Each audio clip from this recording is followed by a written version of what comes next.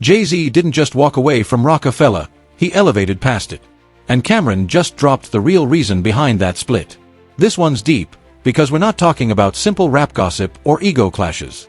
We're talking power, money, and the end of a brotherhood that once ruled hip-hop. Yeah, unless Jay feels like being nostalgic or whatever, you're gonna see those hats that you wear. It ain't, we could go Roc-A-Fella every 5, 6, 7, 8 years, but this is what we pumping. It's what it right, is. right now. Exactly. So it's never not a problem to feel nostalgic and reminisce. But if you do too much of that reminiscing and just base everything you doing off of what the past was, you just gonna sound like a nigga with a bunch of stories and you old and bitter and so on and so forth. The thing about the nigga Jay, in my opinion, is he's been so great at being not just irrelevant, seen but mysterious. You know what I'm saying? He don't got to come talk about nothing. You figure it out. Yeah. You want to talk? All right, whatever. I don't care. Go look at the next announcement I make. You ever feel sorry for Damon Dash, man? Whenever you hear about like his financial problems and things like that. Nah, Dame's the hustler. Dame will figure it out. Like, Dame, very smart guy, you know. So he'll figure it out. He was definitely playing your album and on Instagram. Yeah, did you see that video? Sweet. Nah, I didn't see it. He was in the barbershop, bobbing his head crazy to it. He said he liked it. He said he felt like he was a part of that. And he knows you're telling the truth. I feel like, you know, what people gotta understand is being like, I mean, nothing gonna change the way I feel about Damon. You know, no matter no time or space, no separation or anything. You know, I got love for Damon Dash the same way that I did before. The Roc dynasty didn't just crumble overnight. It was dismantled move by move, deal by deal, until Jay stood on top and Dame was left chasing ghosts. Camron laid it out clear. Jay-Z wasn't just turning the page, he was rewriting the whole book. He turned those Roc-A-Fella lessons into empires, Roc Nation, title, partnerships with luxury brands and tech companies. The man flipped hip-hop hustle into billionaire status. Meanwhile, Dame's been stuck trying to bring back that old magic, still talking about The Roc like it's 2001. And Cam didn't bite his tongue either. He said straight up, if all you ever do is reminisce, you sound bitter and washed up. That hit hard, especially coming from someone who lived that era. Remember, these guys weren't just label mates, they were part of a revolution. Roc-A-Fella Records was a movement. Jay-Z, Dame Dash, Biggs, Dipset, State Property, all of them turned the streets into an empire. But when it came time to evolve, Jay made business moves while Dame kept trying to prove he still mattered in a world that had already moved on. Camron's peeling back the layers. This isn't just about money. It's about ego, pride, and knowing when to let go. I don't even have to ask Jay. It ain't even like Jay said it to me and was like, nah, niggas is done. Niggas ain't never. I just know knowing him. But the reason I brought that up, it isn't even about, because like Biggs my big bro too. Shout out to Biggs. Yeah, shout out Biggs, definitely. Silent OG. Yeah, that's my big bro. So it's like this, for instance, right? And that's what I'm saying, right? I built a few different entities that's doing well. Right now, unless Jay feels like being nostalgic or whatever, you're gonna see those hats that you wear. It ain't, we could go Roc-A-Fella every 5, 6, 7, 8 years, but this is what we pumping. It's what it is. Right now. Exactly. So it's never not a problem to feel nostalgic and reminisce. But if you do too much of that reminiscing and just base everything you doing off of what the past was, you just gonna sound like a nigga with a bunch of stories and you old and bitter and so on and so forth. For me, it's about still creating and moving forward and making sure that when I do talk about old shit, we gonna talk about what's now too. That's right. Because it's great to have memories and talk about everything. But imagine if the nigga Ho would just be talking about, yo, remember in 90? Hey, yo, remember? Jay-Z didn't abandon Dame. He just outgrew the chaos. And what Cam's revealing now shows why their friendship could never survive the business they built together. Now, before I roll the clip, make sure you hit that like button, drop your thoughts in the comments, and subscribe. Let's dive straight into it. Camron didn't even need to say Dame Dash's name. Everyone instantly knew who he was throwing shade at. The second he said, living in the past makes you sound bitter, it was like a shot fired straight through hip-hop history. Because let's be real, anybody who lived through the Roc-A-Fella era knows exactly who that was aimed at. That line didn't just hit the industry, it hit life itself. See, what Cam was really saying is that growth separates the legends from the lost. Jay-Z didn't waste his time clinging to old moments. He reinvented himself every single time the game changed. I think in the beginning it's about you and your circle. Okay. Right? You take your circle, you got the people that grind with you every day and share your dreams and slept on the floor with you, and you know, and then you make it out. And then you look and he's like, okay, what else? right? What else? Like, how else can I be of service? You achieve these goals that you thought were, you know, unattainable in the beginning, and you achieve them.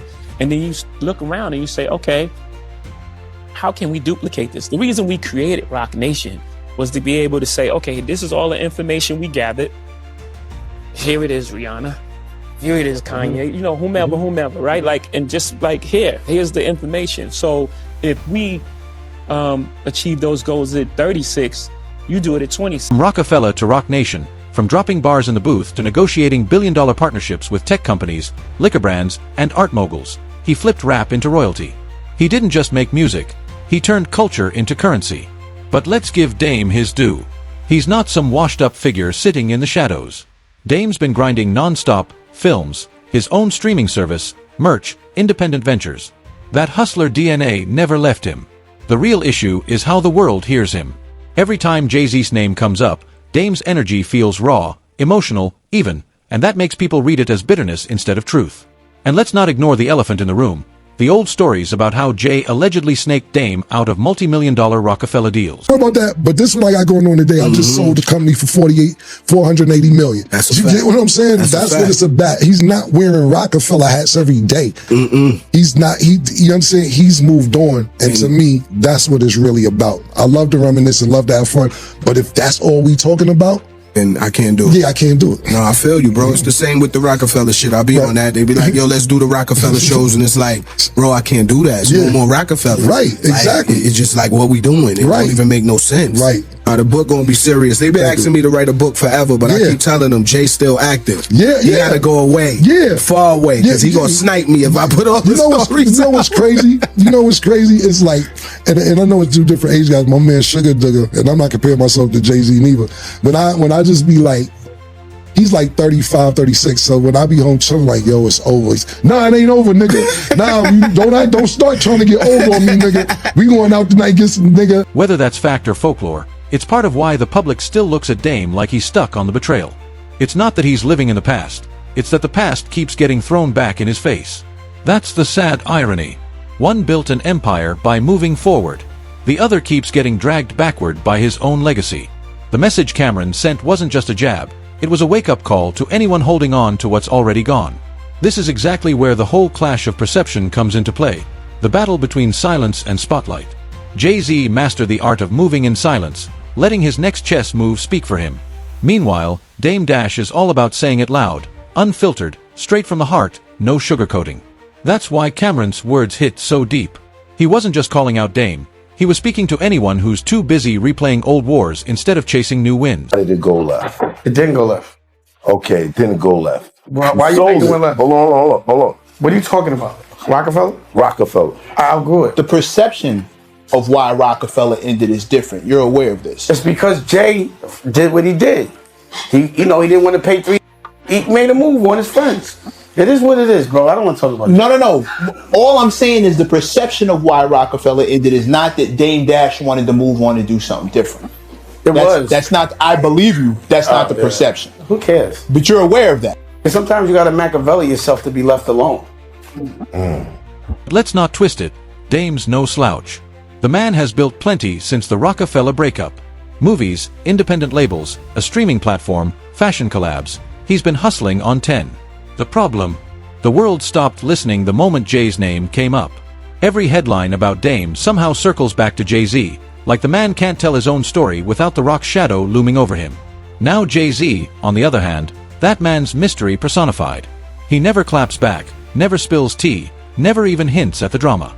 One day you blink, and boom, he's dropping another multi-million-dollar move, a business merger, a new art collection, another record-breaking tour. I understand where you're coming from, but I ain't gonna hold you. It was a great offer. I'm glad the bread. Yeah, no, I hope that man, bro, I've been trying to get, he ain't gonna do no book. He ain't gonna even let me do the movie. You kidding me? The thing about the nigga Jay, in my opinion, is he's been so great at being not just irrelevant, seen but mysterious. You know what I'm saying? He don't gotta come talk about nothing. You figure it out. Yeah. You want to talk shit? All right, whatever. I don't care. Go look at the next announcement I make. So it's always a mystique, and a mysteriousness behind him, but it ain't like you don't see him. No, that's a fact. He ain't outspoken like that. Right. Like, that's another thing. Like, I ain't gonna front Cam. Nigga, fuck with you. You be on the ass. Like, I just seen you had little drama. This nigga making 100 rap songs about you, man. It's like, damn. Yo, bro, like, I swear to God, I don't be wanting no problems with nobody. But what I will say is, just leave me alone. Please, please. Just leave me alone. Yo, word. The homie made a bunch of rap songs. Nigga sent it to me. I'm like, oh, man, this is different. Jay doesn't respond to noise. He drowns it out with success. That's why people love to paint this as a story of Jay moved forward, Dame stayed behind. But that's only half the truth. What really happened is Jay-Z chose strategy and silence, while Dame chose emotion and transparency, two different lanes, both paved with ambition. And honestly, they needed each other once. Without Dame Dash's energy, there might have never been a Roc-A-Fella. Without Jay-Z's vision, there wouldn't be a Roc Nation. They built hip-hop history together. They just evolved in different directions. Jay took his lane straight into billion-dollar boardrooms, while Dame's path led to independent grinds that don't always trend, but still show what real hustle looks like. That's the beauty and tragedy of their story. Two kings, two crowns, and two very different ways to rule the game. Camron didn't just stir the pot. He exposed the tension that's been simmering in hip-hop for decades. See, Jay-Z and Dame Dash's story isn't just about two business partners who fell out. It's about the battle between control and credit, about who gets remembered as the genius behind the empire. Because when the Roc first blew up, both of them were at the top. Jay was the face, but Dame was the muscle that made things move, the one making calls, setting up deals, fighting for artist ownership when the industry wanted to lock people down. But somewhere along the line, that hunger for independence turned into chaos. Dame wanted full control, creative, financial, and even personal, while Jay wanted structure and scalability. Jay saw the bigger picture, the kind that involved longevity and legacy, not just street credibility. And that's when the real split began. When Jay decided to merge with Def Jam, Dame took it as betrayal, like Jay had sold out everything they built from scratch. I seen that. Yeah, it was fun for me. I seen that. Because he still was doing songs, and shout out to, I don't got no problem with that nigga, like, we straight too. But the thing about it was, like, I made a mistake, so basically, I was talking about the B-list black actors, how it was fucked up for them, and I called him Omar Gooding Jr. And his brothers, he was pissed, yeah. His brother's Cuba, and the nigga went on a tangent. I'm like, I apologized on my show. That's how bad it was, Bleak. I was like, yo, my bad, I'm sorry. I didn't mean to do it. Did another song. I went under his comments. I said, bro, I don't want no smoke. Did another song. I'm like, yo, bro, I'm trying to be somebody different, bro. Word up, you know man. The rap shit is crazy, man. And niggas gotta start, like, I feel like we at the age now, we was talking off camera where that rap facade, that shit gotta come. It gotta come on, bro. Bro, when niggas be talking tough and screaming all that, it's two things. I'll be like, you pump faking, and then, or if you're not pump faking, I feel sorry for you. Camron, being around that circle, saw it all unfold. The private meetings, the heated arguments, the loyalty lines being redrawn. He said back then, people didn't realize how bad things had gotten until it was too late. Jay-Z was already planning his next empire while Dame was still trying to prove he could do it without him. And the craziest part? They were both right in their own way. Jay was building wealth that would last generations, and Dame was fighting for independence that most artists still don't have today. It's wild to think about. Two men chasing greatness but clashing over what greatness even means. For Jay, it was power moves in boardrooms with billionaires. For Dame, it was staying true to the grind, owning everything and never answering to anyone. That's the real reason their visions couldn't coexist anymore. Cam's take on all this feels like he's not just spilling tea, he's reminding everyone how fragile power can be when pride gets involved. Because what started as unity turned into rivalry, and that rivalry turned into legend.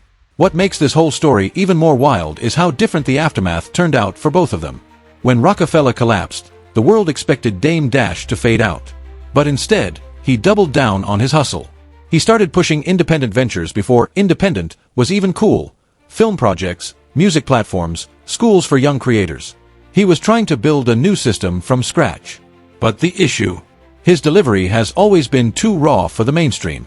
Dame talks like the boss in the room, and that energy doesn't sit well with industry folks who like quiet moves and calm handshakes. Meanwhile, Jay-Z mastered the art of corporate chess. He knew how to sit at those elite tables and talk numbers without breaking his cool. He wasn't just a rapper anymore. He became a brand, a symbol of elevation. Every move Jay made after the Roc split was surgical. From Roc Nation to his stake in the Brooklyn Nets, from dust to title, every step was about turning the culture into capital. That's why people look at him as the blueprint for how to transition from artist to mogul. I know niggas can't be mad. You be like B-list actors, B-list rappers. Bro, I seen the list where they had the 50 worst rappers. And I was on there. I was dying like, damn, niggas true me. They put me on the list. Like, damn. But then I just dropped the project, right? And they dropped the new whack 50 list. So, and I ain't on it. So I said, damn, did I get myself off the list? Off the list, right, exactly. Camron pointed out something most fans missed. Jay and Dame didn't just split as business partners, they split as philosophies. Dame represented freedom, ownership, and loud independence. Jay represented power, access, and quiet control. It's like watching two sides of the same coin move in opposite directions. And yet, the deeper truth is that both paths came with sacrifice. Dame gained freedom, but he lost the influence that comes with structure. Jay gained power, but he lost the brotherhood that built it all. That's why whenever their names come up together, there's always tension, because neither man truly lost, but neither completely won either. Cam's commentary brings that reality to the surface. The fall of Roc-A-Fella wasn't just an ending, it was a blueprint for the future of hip-hop business. Every artist chasing ownership today is walking in Dame's footsteps. And every artist turning influence into billion-dollar power plays is following Jay's model. Their fallout didn't kill the dream, it split it into two different legacies that still shape the game today. So when Camron dropped that message about moving forward, it wasn't a diss, it was a reality check. He wasn't coming for Dame Dash's legacy, he was calling out a mindset that holds way too many people back. Because let's be honest, nostalgia feels good, but it doesn't pay the bills or build empires. You can't live off what you used to be, the world only respects what you're doing right now. Cam's message hit different because he's lived both sides. He knows what it's like to build history and also to get left behind by time. And in a world where social media loves drama more than progress, his words cut through the noise. Growth is everything. He's saying, don't just talk about what you built back then, show what you're building today. That's how you stay relevant. That's how you keep winning. But here's the real question. Has the world been too hard on Dame Dash just because of how he speaks on Jay-Z? Or is it that his truth makes people uncomfortable? Because when Dame talks, it's raw, it's emotional, and sometimes it hits too close to home for folks who chose comfort over independence. And yet, that passion is what made Roc-A-Fella what it was in the first place. Camron's take wasn't about picking sides, it was about shining light on a truth that every hustler, every dreamer, needs to hear: evolution is survival. If you're still replaying the past, you're missing the moves happening right in front of you. Jay-Z turned lessons into legacy, and Dame turned pain into purpose. Both are examples of what happens when you refuse to quit, even when the world's watching. So, what do you think? Is Camron right? Does reminiscing too much make you look stuck, even when you're still out here grinding? Drop your thoughts in the comments, hit that like, share, and subscribe so you don't miss a single drop of this celebrity drama. And don't go anywhere. Click the next video popping up on your screen for more wild stories and untold truths from the world of hip-hop power plays. See you in the next one.